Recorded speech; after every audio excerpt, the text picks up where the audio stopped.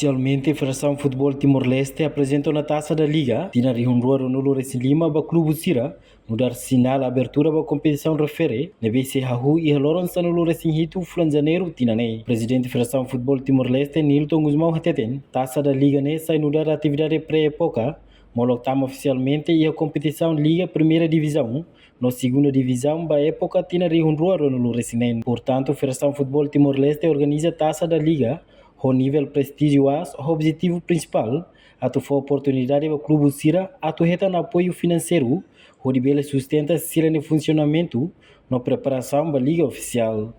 Além de taça da Liga, se sai atividade regular, deve cada tina tem que halau, tama programa irane ajusta ona e plano calendário anual, o se Federação Nian. Nilton Mos aprecia a presença da autoridade do município Sira, inclui Clube Sira nebe participa e a cerimônia de lançamento refere.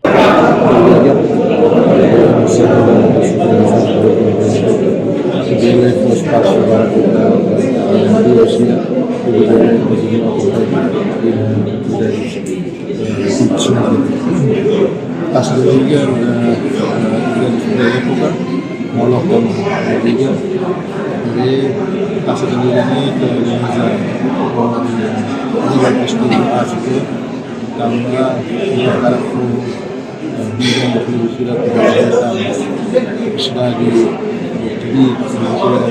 Clube Sira Taça da Liga. Para aku tulung dengan Rusia atau saya sudah boleh organiza dia kemudian kita masuk ini e agradecemos estamos em presença do Clube entidades governamentais, associações municipais, presidentes de associações de futebol municipais, presidentes de associações futebol profissionais. Será o problema do presença do nosso presidente da atividade do município de Sira. Gloriona, ambiente comigo, e aí tem que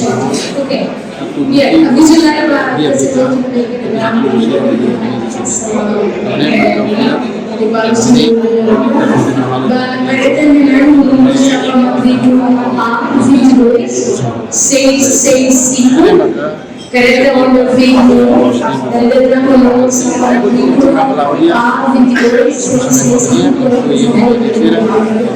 também ela divulga a sociedade do futebol, a comunidade que participa agora da atividade de futebol na